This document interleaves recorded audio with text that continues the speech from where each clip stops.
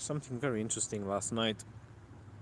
A friend of mine sent me a conference by some Russian, I think, journalist. Well, he used to be a politician in the Soviet times, and then he became a journalist and an essay writer, an opinion essay writer. And of course, it was something.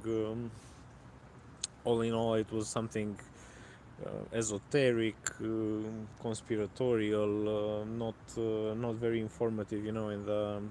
In the last years of the Soviet Union and right after the fall of the Soviet Union, there was a big bloom of religion and esotericism in Russia, and everybody started being interested in the occult and linking political science to the occult and conspiracy theories and all of these things. There were some political movements which sprung up from this. Ringing Cheddars of Russia, Anastasia, kind of Mother Ayahuasca in the Russian version. But anyway, I found something very informative in what this guy was saying, and it links to what I also tried to convey regarding my political views and how I see sovereigntism, this doctrine that is not really talked about in English. It's not something that you would easily uh, talk about in an English language setting because, of course, the Anglosphere is completely opposed to this. The Anglosphere being dominated by financial capital, having liberalism as this ideology that money should flow freely and the state should be very weak in order to accommodate for the powers of the great capital. Uh, it's hard to speak in English about sovereigntism, but anyway, this guy was saying something very interesting. He was saying that in every country, the three powers of the state, of course, the legislature, executive, and judicial powers, as well as the political spectrum, they're not the ones running the country per se. Okay, they're the ones running the country operationally, but strategically speaking, power lies somewhere else. And it's about symbolic power. It is about, as he was saying, conceptual power. So it's about the grand paradigm, the umbrella above all of these things, and also above the educational system, above the media. And that umbrella could be sovereigntist, so it could be derived from the domestic interests and upheld by some carriers of the domestic interests, or it can be foreign, and that makes the whole difference. So you can have separation of powers, you can have a wide political spectrum with many parties, uh, two states with the same institutions and political parties, left and right and center, the whole spectrum.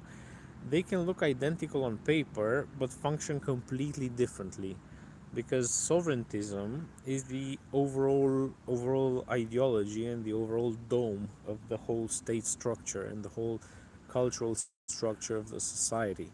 So it doesn't really matter if you have left-wing parties or right-wing parties. There can be exactly the same party with the same orientation in terms of left-right, um, being economically more socialist or culturally more more more towards diversity, or all of these orientations can be domestically driven or they can be foreign driven. A sovereigntist party doesn't necessarily have to be on the right side of the political spectrum. This mostly happens in countries where the left has been co-opted, like in Europe, like in most of the European countries. But in Latin America, sovereigntist parties are usually to the left, because that's where the rightist parties have been co-opted by the United States. So the left-right divide is not very informative regarding sovereigntism. Um, And this links up to what I was saying about Russia. There are people who claim that there is no political pluralism in Russia, which is actually false. You can say there's no political pluralism in China because in China you have only one party. There is political pluralism in Iran, for example, because as you probably saw in the last elections, there are fierce debates, there are platforms, election platforms. But what, in the case of Iran, does not happen is that there are no candidates who represent foreign interests. So yeah, there is no political pluralism in the sense that you will not have a pro-Israel candidate or a pro-United States candidate. You will not have candidates who are essentially agents of a foreign power. Whereas in Europe, in the European Union, take any country of the European Union, that's the rule of the game.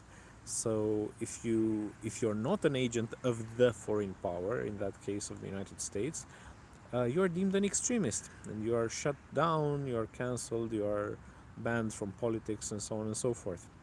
So, for example, there's a lot of fuss in Germany right now because we have a right wing party, Alternative für Deutschland, and a left wing party, uh, Bündnis Wagenknecht, and both of them are deemed extremist, even though they are pretty classical in what they claim. So, Alternative für Deutschland is a classical conservative party which wants nothing else than what the CDU would have wanted 10 years ago.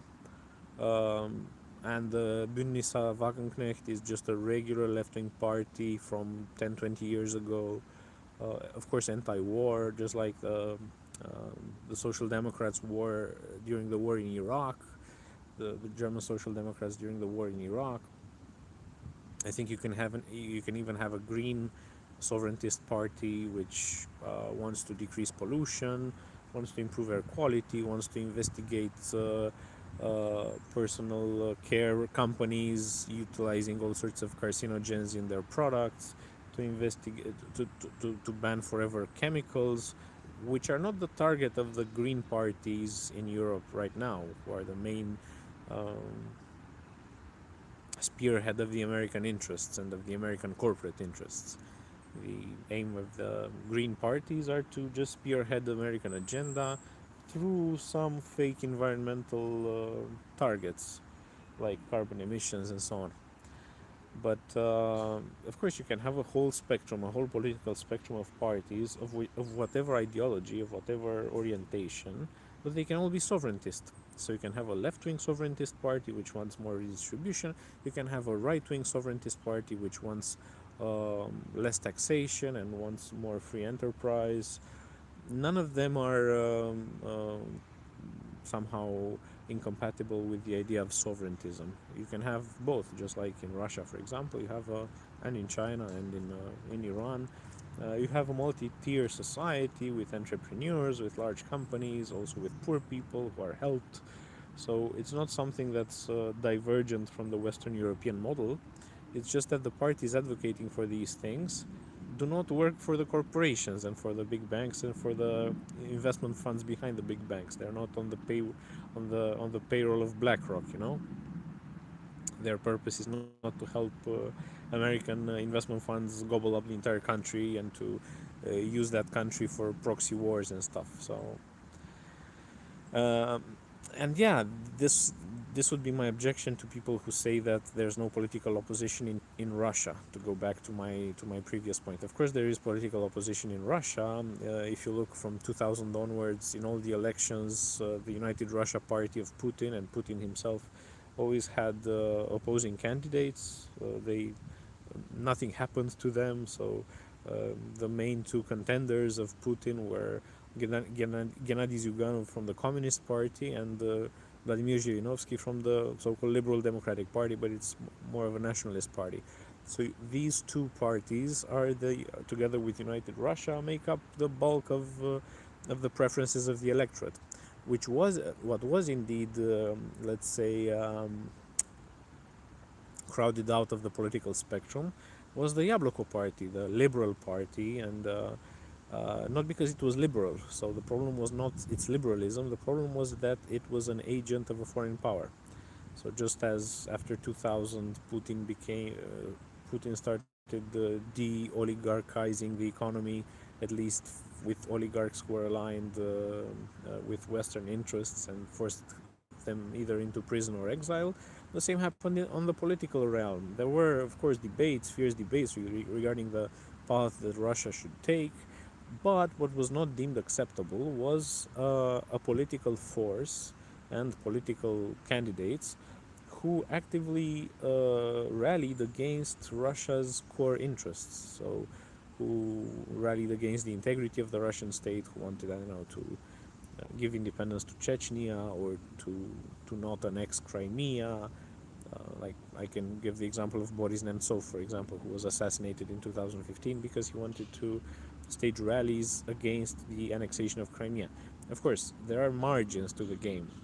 This is the whole point. But the same happens in the West. So most of the journalists, most of the credible journalists are that I follow, like Whitney Webb um,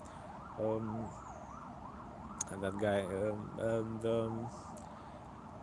well, Whitney Webb now lives in Chile. You have Redacted, uh, done by a couple of ex-anchors from Fox. They live in Portugal. There's this other guy. I cannot remember his name, but he was instrumental in publishing the Panama Papers, and before that the WikiLeaks. So he was the liaison with Bradley Manning, and he lives in Brazil now. So and for example, there's Chris Hedges, who used to work for the New York Times. Then he worked for RT, and now he's cancelled. A lot of the journalists that are actually informative and that do research, they are either in exile. American journalists, they are either in exile or they're just banned. So it's not like things function differently in another place. Just that the margins of the game are different. In America, the rule of the game is to uphold corporate interests. So if you're, let's say, a democratic socialist and you want more redistribution, you want free healthcare, free education, stuff like this, you'll be pushed out of the mainstream political spectrum. And if you're advocating for black rights, for the rights of black people, not just as a token value as BLM was and was confiscated subsequently by the Democratic Party, but I mean the stuff that Black Panthers used to do, Nation of Islam, all of these things. They were either assassinated or they're political refugees in Cuba, like Tupac's aunt. If you look into the real political opposition in the United States, you'll find exactly the same thing, that there are parts of political activity and parts of speech which are not allowed. And these organizations, be them political organizations or journalistic organizations, are just the target of the CIA, as Operation COINTELPRO proves, and Operation Mockingbird. So it's not like in America things are different than in Russia. No, in America, if you understand what's going on and you are a dissenter, you'll have all sorts of stuff happening to you on the same level or worse than in Russia, and you'll have to go into political exile. Um, and in Europe, in Western Europe, the rule of the game is to uphold American interests. So uh, once your party diverges from the agenda of upholding American interests, from that point onwards, your party is deemed extremist. It doesn't matter which position it occupies on the political spectrum. It can be central. I don't know. You can start a liberal party, which is a sovereigntist liberal party, and it will be deemed far center, or I don't know, extremist center, because it is up once it chooses not to uphold American interests first, it puts itself outside of the acceptable political spectrum. And if it is in Germany, a country without a constitution and with extremely limited sovereignty, the it's an agency that watches the constitution, but it's not a constitution; it's the basic law. That office, which has the right to ban publications and to dissolve political parties, will put its eyes on you, just like it has with the Bündnis Wagenknecht and with the Alternative für Deutschland. So you don't need to be left or right in order to be an extremist. You just need to be outside of the acceptable political discourse. And for example, to go back to where I started, um, that Russian guy who was delivering this speech, who was having this conference, it was in 2003, so Putin had been in power for less than 4 years. He was part of a political movement which at the end in the end, like quite recently in 2018, got banned, and some of their works got banned as well, because okay, they were advocating for some new age, Slavic new age, paganism, neo-paganism, worshipping Perun, and the Russian Orthodox Church is is a key tenet of the political power in Russia, and of sovereignty, and of national identity, and all of these things. So once you try to uh, basically attack one of the pillars of power, and because of reasons of cohesion and so on, the Russian Orthodox Church has been deemed such a pillar, then yeah, you go outside of the acceptable acceptable political speech, even if your intentions are patriotic and your intentions are sovereigntist. The same happened to Wagner, so to Prigozhin, even though he claimed at least that he was fighting with the Ministry of Defense against the interests of the Russian state or the Russian army. The same happened to, there was another guy, Igor Girkin. He was a fierce critic of Putin at the start of the war, and a hawk, so he wanted a stronger involvement. He had been involved with the Donbas militias from the beginning, and he was eventually sent to prison because, yeah, it's not about. It's not even about being sovereigntist. So of course, being sovereigntist is the number one prerequisite in order to have a let's say to have a political life in Russia. But the second criterion is to also not attack the main pillars of power. So yeah, of course, you may want more redistribution, you may want more, I don't know, church involvement, you may want a bigger role for, even though this is also a bit controversial. So if you're a Russian nationalist, Russian in an ethnic sense and not in a national sense, you might also get in trouble, like it was the story with Navalny. uh, of course, the Navalny narrative, as it was said in the West, was that he was a liberal, but he was not a liberal. He put out these campaign clips with him making an analogy between cockroaches and Muslims, and saying that we need to spray those Muslims, to spray those cockroaches to basically exterminate them.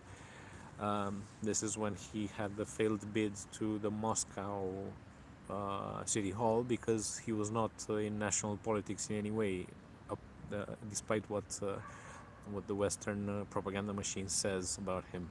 So he was not relevant in the national on the national level in any way. But so yeah, there are some margins to the acceptable speech, and going back to the concept of conceptual power, what this guy was saying, and what I also tried to convey in several videos, is that a country, in order for it not to be a colony, needs this overarching dome over the political parties, over the three powers of the state, over the media, over the educational system. Uh, and this dome is sovereigntist, needs to be sovereigntist. There needs to be a national paradigm, some sort of greater narrative, greater story that uh, puts the interests of the country first, and then it basically allows for this whole ecosystem of institutions to function, but within those realms, within those confines. Because otherwise, you just have a co-opted state which has all the institutions, but it just runs for a foreign power. It is just an instrument, a tool of a foreign power. And what this guy was saying in 2003, this Russian political scientist, so to say, he was saying that Putin had come to power to exactly put this overarching dome over the state. So he was, as I said, squeezing out the oligarchs, aligning the rest of them with the national interest. He did something similar to the Jewish movement, for example. Chabad Lubavitch, which is one of the main Jewish organizations in the world, started in Russia and was seriously helped by Putin uh, at the expense of the internationalist, globalist World Jewish Forum, I think it is called, run by Ronald Lauder, and which, of course, has a very substantial American deep state contribution to it. So, yeah, basically, Putin took over every institution, every tenet of the Russian state, and made it function in the national interest. Left only those political parties that functioned in the national interest to function and so on. So, in in one sense, you could say that Putin has no political opposition in Russia, but that is just because it's a feature, not a bug. So it's basically it was by design to leave only sovereigntist movements and to basically crowd out, cancel, dismember any movement which through its nature, even if it was a patriotic movement, like for example the neo-Nazis who now had to emigrate to Ukraine and are fighting Russia from there. Um, Basically, every movement that was against the national interest was wiped out. So you have a political spectrum full of pluralism, but with a strong fence around it, a fence that cannot be jumped. And if you try to jump the fence, you'll be deemed a foreign agent because that's what you are essentially. Because if you want things that are contrary to the interest of the state, it doesn't really matter if you're on the payroll of a foreign government, as Navalny obviously was, and probably other members of the Russian opposition, Kasparov, and so on. Uh, you can just be a patriotic Russian, but having the wrong ideas, and then, of course, yeah, your discourse will not be amplified, it will be restricted, and if you insist, you might have some legal consequences. So this is what I wanted to tell you today. It was a bit long, but I tried to say it as fast as possible. This is basically how sovereigntism is built and how you can have political life in a country even though with some limits, all within a sovereigntist confined. So thanks for following me, and see you next time.